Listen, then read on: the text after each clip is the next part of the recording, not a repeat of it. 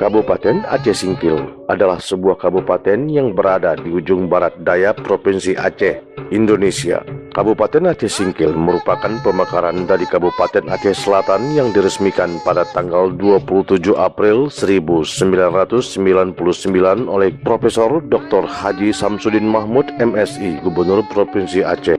Kabupaten ini juga terdiri dari 11 kecamatan dan 2 kecamatan berada di daerah kepulauan, yaitu Kecamatan Pulau Banyak dan Kecamatan Pulau Banyak Barat dengan luas wilayah 2.185 km bujur sangkar.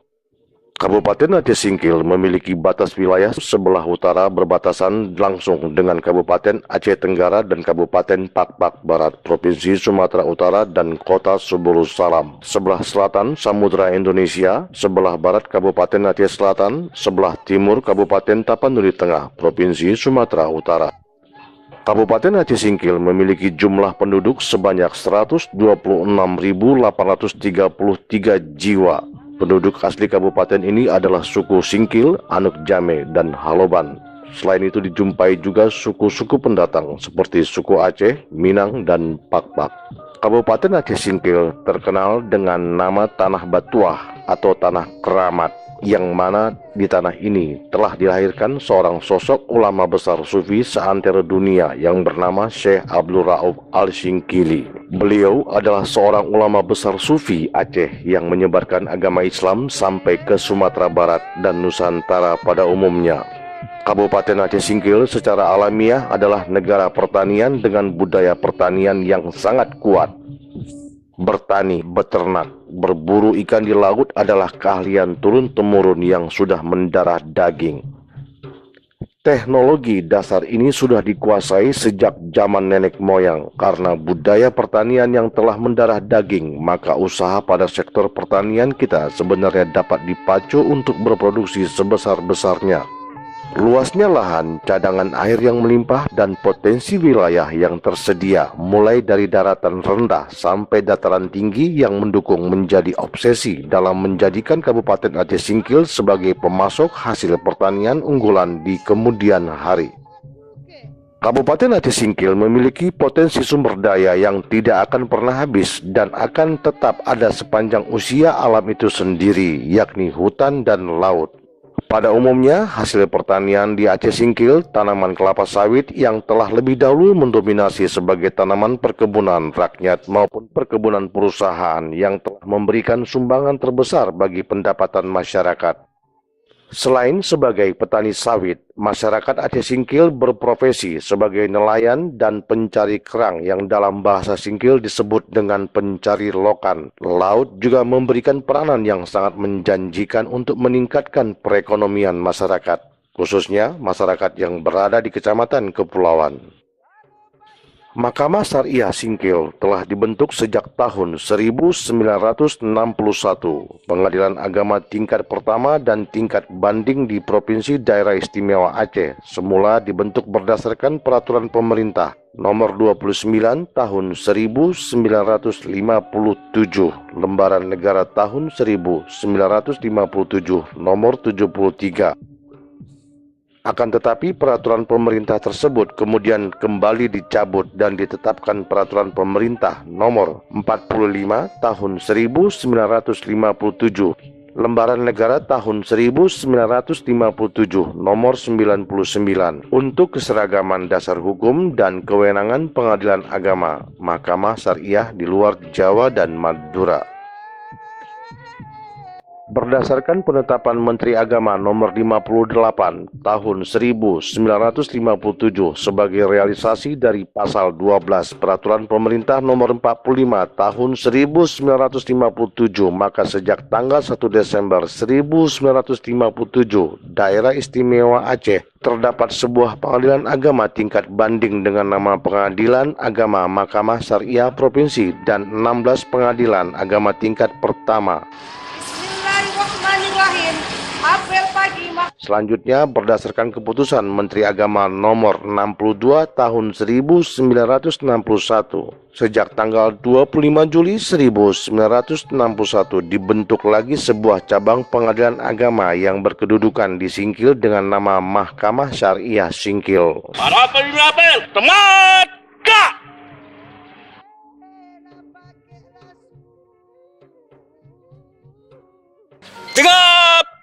Kemudian Mahkamah Syariah Singkil berubah namanya menjadi Pengadilan Agama Singkil dengan berlakunya Undang-Undang Nomor 7 Tahun 1989 tentang Pengadilan Agama. Dengan berlakunya undang-undang tentang pengadilan agama tersebut, maka resmi dan kuatlah keberadaan Badan Peradilan Agama di Daerah Istimewa Aceh, PD Pasal 106 Ayat 1 Undang-Undang Nomor 7 Tahun 1989. 1, 2, 6, 5. Pada tanggal 3 Maret 2003 berubah lagi nama Pengadilan Agama Tingkat Singkil menjadi Mahkamah Syariah Singkil. Kemudian dengan lahiran keputusan Presiden RI nomor 11 tahun 2003 tentang Mahkamah Syariah dan Mahkamah Provinsi di Provinsi Nangro Aceh Darussalam. Sesuai dengan keputusan Ketua Mahkamah Agung RI tanggal 06 Oktober 2004 nomor 070-K-H-2004 tentang pengalihan sebagian tugas pengadilan negeri ke Mahkamah Syariah dan peresmian operasional kewenangan Mahkamah Syariah tersebut oleh Ketua Mahkamah Agung Republik Indonesia tanggal 11 Oktober 2004 di Banda Aceh. Maka tugas Mahkamah Syariah melingkupi perkara perdata dan sebagian perkara pidana atau jinayah.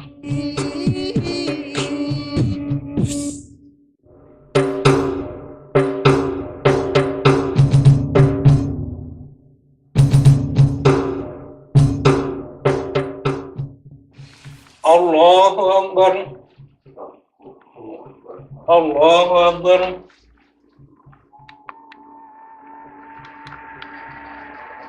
Penandatanganan persetujuan damai antara pemerintah Republik Indonesia dengan Gerakan Aceh Merdeka di Helsinki tanggal 15 Agustus 2005 telah melahirkan Undang-Undang Nomor 11 Tahun 2006 tentang Pemerintah Aceh yang ikut memperkuat kedudukan Mahkamah Syariah dengan memberikan tempat khusus sebagai salah satu alat kelengkapan pemerintah Aceh yang berfungsi sebagai lembaga yudikatif dan berdampingan langsung dengan kekuasaan eksekutif dan legislatif daerah. Mahkamah Syariah merupakan peradilan syariat Islam di Provinsi Nangro Aceh Darussalam sesuai dengan pasal 128 sampai dengan 138 UUPA nomor 11 tahun 2006 Jo Kenun Provinsi Nangro Aceh Darussalam nomor 10 tahun 2002 Jo Kepres nomor 11 tahun 2003. Bismillahirrahmanirrahim. Assalamualaikum warahmatullahi wabarakatuh. Hamdan wa syukran lillah, wassalatu wassalamu ala rasulillah, man la nabiyya ba'da. Puji syukur kita panjatkan kehadirat Allah subhanahu wa ta'ala, dan selawat dan salam senantiasa tercurah kehadiran baginda kita Nabi besar Muhammad sallallahu alaihi wasallam. Pemirsa yang berbahagia, Mahkamah Syariah Singkil sebagai salah satu badan peradilan yang berada di bawah Mahkamah Agung mempunyai komitmen untuk memberikan pelayanan yang prima kepada masyarakat pencari keadilan demi terwujudnya visi dan misi Mahkamah Syariah Singkil yang selaras dengan visi dan misi Mahkamah Agung, yaitu terwujudnya Badan Peradilan Indonesia yang Agung. Mahkamah Syariah Singkil bertekad untuk memberikan pelayanan yang terpercaya, transparan, dan akuntabel bagi masyarakat pencari keadilan dengan mematuhi segala perundang-undangan yang berlaku. Mahkamah Syariah Singkil dan seluruh jajarannya bertekad dan berkomitmen untuk 1. Meningkatkan kualitas pelayanan bagi masyarakat. 2. Meningkatkan proses pelayanan dan informasi yang berbasis teknologi. 3. Melakukan inovasi dalam percepatan dan ketepatan dalam menyelesaikan perkara. Video profil ini bertujuan untuk memberikan keterbukaan informasi bagi masyarakat pencari keadilan dalam rangka memudahkan bagi masyarakat untuk mengetahui tentang eksistensi Mahkamah Syariah Singkil dan prosedur berperkara di Mahkamah Syariah Singkil. Semoga video profil ini dapat bermanfaat. Selamat menyaksikan. Wabillahi taufiq wal hidayah. Assalamualaikum warahmatullahi wabarakatuh. Isi dan misi Mahkamah Syariah Singkil adalah terwujudnya Mahkamah Syariah Singkil yang agung. Untuk mencapai misi tersebut ditetapkan beberapa misi sebagai berikut. 1. Menjaga kemandirian badan peradilan. 2. Memberikan pelayanan hukum yang berkeadilan kepada pencari keadilan.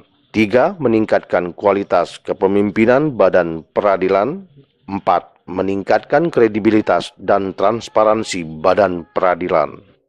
Dalam kewenangan pengadilan agama, Mahkamah Syariah yang berdasarkan pada pasal 49 huruf A Undang-Undang Nomor 7 Tahun 1989 yang dirubah dengan Undang-Undang Nomor 3 Tahun 2006 dan perubahan kedua Undang-Undang Nomor 50 Tahun 2009 yaitu 1. Cerai talak, 2. Cerai gugat, 3. Dispensasi nikah, 4. Pemeliharaan dan nafkah anak, 5. Pembatalan perkawinan, 6. Ralat, salah tulis buku nikah, 7. Pengesahan perkawinan isbat nikah, 8. Harta bersama, 9. Wali adal, 10. Penetapan ahli waris, 11. Izin poligami, 12. Pengajuan taklik talak, 13. Pencegahan perkawinan, 14. Penolakan perkawinan, 15. Perkawinan campuran, 16. Talak hulu, 17. Sikok, 18. Li'an, 19. Asal usul anak, 20. Perwalian, 21. Pengangkatan anak, 22. Kewarisan, 23. Wasiat dan hibah, 24. Wakaf, 25. Syarat pengajuan sengketa ekonomi syariah, 26. Syarat pengajuan sengketa zakat, infak dan sedekah. Selain itu, kewenangan Mahkamah Syariah Aceh berdasarkan Kanun Provinsi Aceh Nomor 10 Tahun 2002 Pasal 49 huruf C dan Undang-Undang Pemerintah Aceh Nomor 11 Tahun 2006 tentang peradilan syariat Islam dan pelaksanaannya, di mana Mahkamah Syariah bertugas dan berwenang memeriksa, memutus dan menyelesaikan perkara-perkara pada tingkat pertama dalam bidang A. Akwal al-Syakhsiyah, B. Muamalah, C. Jinayah. Selanjutnya kami akan sajikan proses berperkara di Mahkamah Syariah Singkil. 1. Meja informasi. Masyarakat calon pihak perkara, penggugat atau pemohon yang belum membawa persyaratan datang ke meja informasi dengan maksud dan tujuan untuk mendapatkan informasi mengenai proses berperkara di Mahkamah Syariah Singkil. Masyarakat calon pihak perkara, penggugat, pemohon diminta oleh petugas informasi mengisi formulir permintaan informasi sehingga petugas mengetahui apa yang dibutuhkan atau yang diinginkan. Kemudian petugas informasi akan memberikan penjelasan sesuai dengan informasi yang diminta tersebut. Apabila masyarakat calon pihak berperkara atau penggugat atau pemohon tersebut telah membawa persyaratan, maka petugas informasi akan mengecek perlengkapan persyaratan tersebut, mengarahkan serta memberi contoh permohonan atau gugatan yang telah dimaksud. Apa yang bisa saya bantu, Bu? Saya mau konsultasi Pak, masalah rumah tangga saya sama Pak Mardin itu Pak, kayak mana ini Pak? Bisa Bapak bantu Pak? Cerai gugat, Bu, ya? Iya. Ini persyaratan untuk cerai gugat.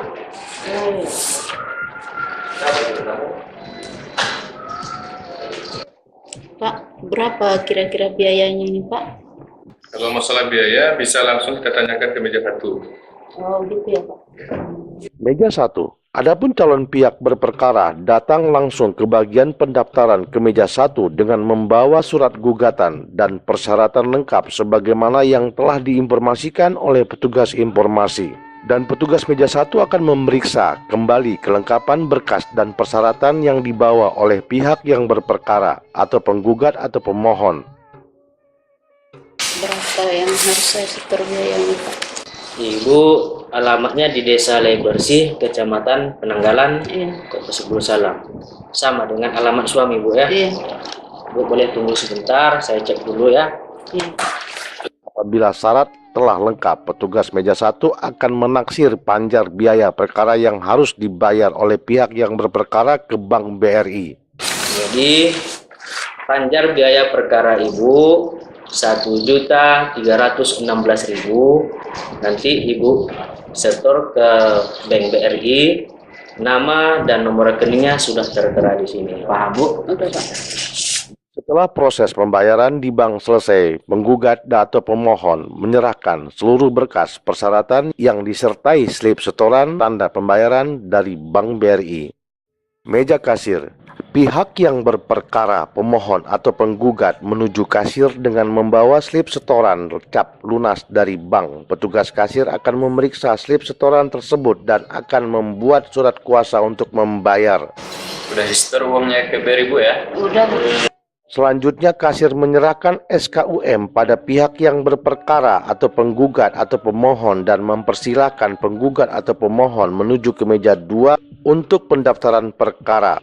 Meja 2. Dalam pendaftaran perkara, penggugat pemohon menghadap petugas meja 2 dengan menyerahkan surat gugatan atau permohonan beserta bukti lunas panjar biaya perkara.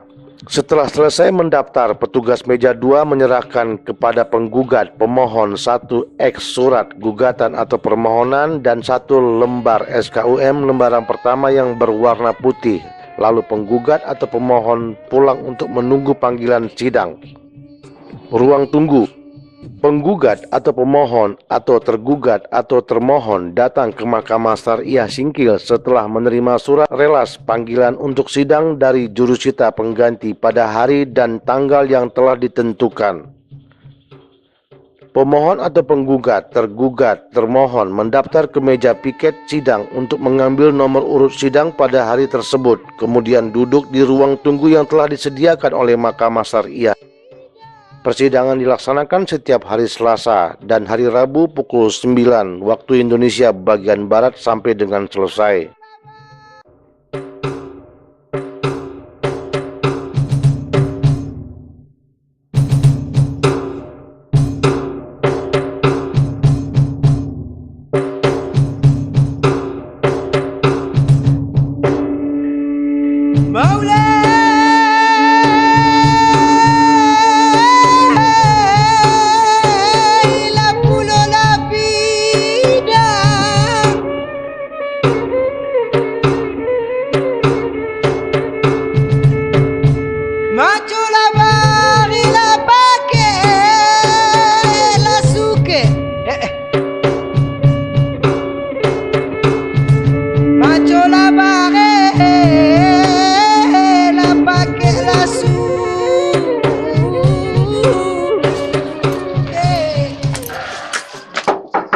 Assalamualaikum. Assalamualaikum. Ini rumah Ibu Majidah ya? Benar Pak, saya sendiri Pak. Saya dari Mahkamah Syariah Singkil untuk mengantar panggilan. Oh iya Pak.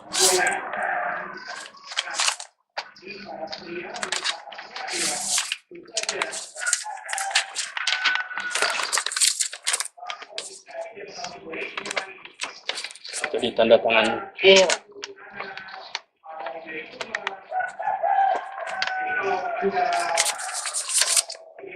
Sidang ini untuk hari Senin. Oh iya Pak.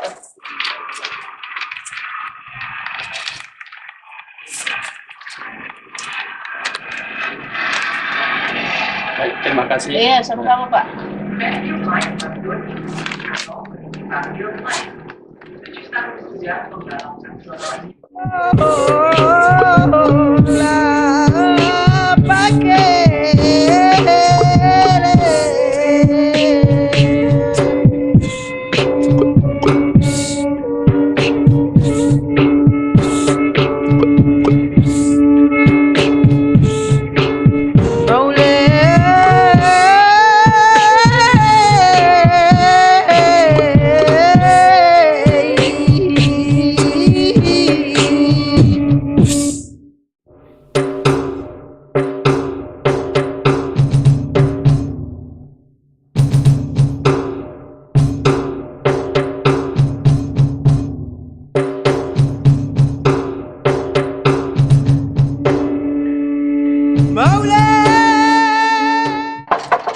Assalamualaikum.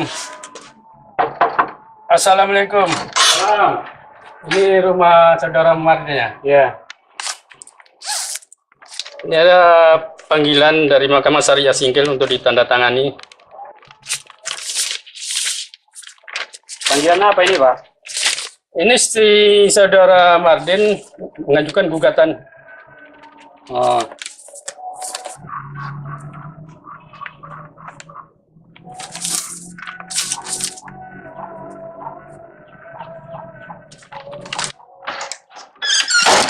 Astagfirullahaladzim.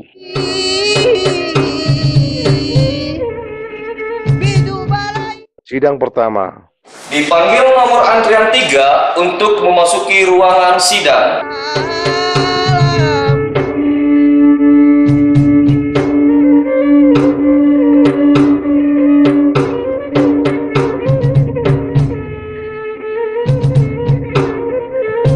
Kalau bayi barang kedusanai, kalau lah bayi barang kedusanai,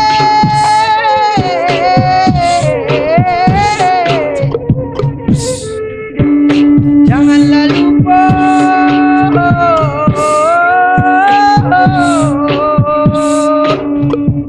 Pemohon atau penggugat atau tergugat atau termohon dipanggil memasuki ruang sidang sesuai dengan tata tertib sidang setelah diperiksa identitas dari pihak, lalu penggugat atau pemohon, tergugat atau termohon dipersilakan langsung untuk laksanakan proses mediasi yang seluas-luasnya selama 30 hari sesuai dengan peraturan Mahkamah Agung Republik Indonesia nomor 1 tahun 2016. Saudara penggugat ke sini, saudara memilih di antara ada 3 mediator di sini, saudara memilih yang mana? Tadi memilih mediator yang nomor 1. Ya, samakan saya sama ini. Ya, saudara setuju dengan mediator yang dipilih oleh penggugat ya? Ya. Nah, silakan untuk mengikuti proses mediasi ya. Mediasi. Para pihak datang ke Mahkamah Syariah Singkil setelah mendapat relas panggilan untuk mediasi. Penggugat atau pemohon atau tergugat atau termohon menuju ruang mediasi. Untuk menuju ruang mediasi langsung dipandu oleh petugas. Di ruang mediasi, para pihak dilayani oleh seorang mediator yang sebelumnya telah ditunjuk oleh para pihak dan telah dibuat penetapan oleh ketua majelis. Setelah menerima berkas dari panitera pengganti, petugas mediasi menyerahkan berkas penetapan mediasi kepada mediator yang bertindak sebagai mediator terhadap perkara tersebut. Apa dulu alasannya, Pak? Pokoknya saya nggak mau lagi, Bu. Kenapa nggak mau lagi? Harus nggak bisa gitu, nggak boleh enak atau cerai. Ini Bapak gimana? Nggak juga mau lagi sama Ibu? Dan kemudian mediator berdialog langsung dengan para pihak, lalu memberikan nasihat tentang akibat bila terjadinya perceraian. Mediasi dilakukan sebagai salah satu upaya perdamaian untuk menghindari perceraian. Nggak boleh bercerai itu. Tahu Ibu, bercerai itu adalah sangat dibenci oleh Allah ya. Ini mediasinya nggak berhasil ya. Kita buat dulu laporannya ya Pak ya. Bu, nanti Pak. Mediasi. Ketika mediasi tidak berhasil, mediator memerintahkan kedua belah pihak untuk langsung menandatangani laporan hasil mediasi dan surat pernyataan kedua belah pihak bahwa mediasi tidak berhasil. Ini sudah siap, nanti akan saya laporkan kepada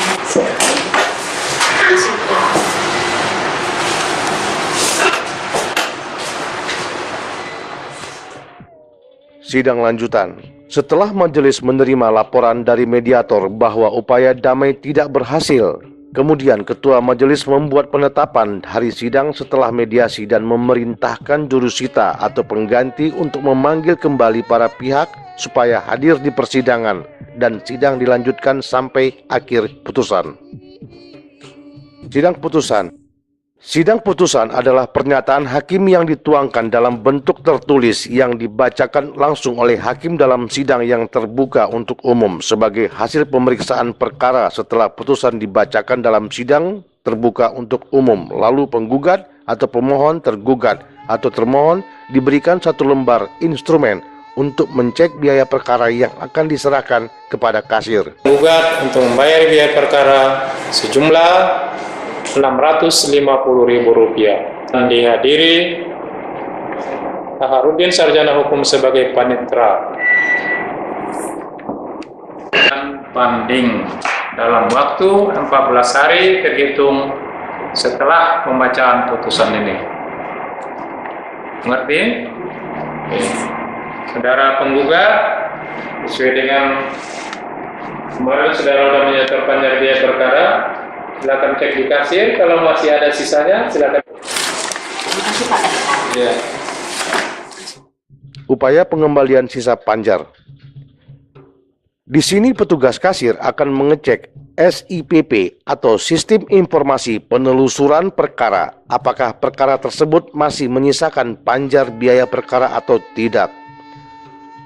Apabila masih terdapat sisa panjar biaya perkara, maka langsung dikembalikan kepada para pihak berperkara, penggugat atau pemohon. Meja 3. Penyerahan akta cerai. Akta cerai diserahkan atau diberikan kepada penggugat atau pemohon atau tergugat atau termohon berhak mendapatkan akta cerai setelah 14 hari dibacakan putusan atau setelah putusan berkekuatan hukum tetap. Setelah pengambilan akta cerai tersebut, maka selesailah alur berperkara di Mahkamah Syariah Singkil. Ya, oke. Ini akta cerainya. Bu, terima ya. Setelah akta cerai ini diterima, tunggu 3 bulan 10 hari. Tak boleh kawin atau menerima lamaran orang. Nah, siapa tahu nanti kalian lagi bisa damai baik, mungkin bisa solusi yang baik. Terima kasih Pak ya.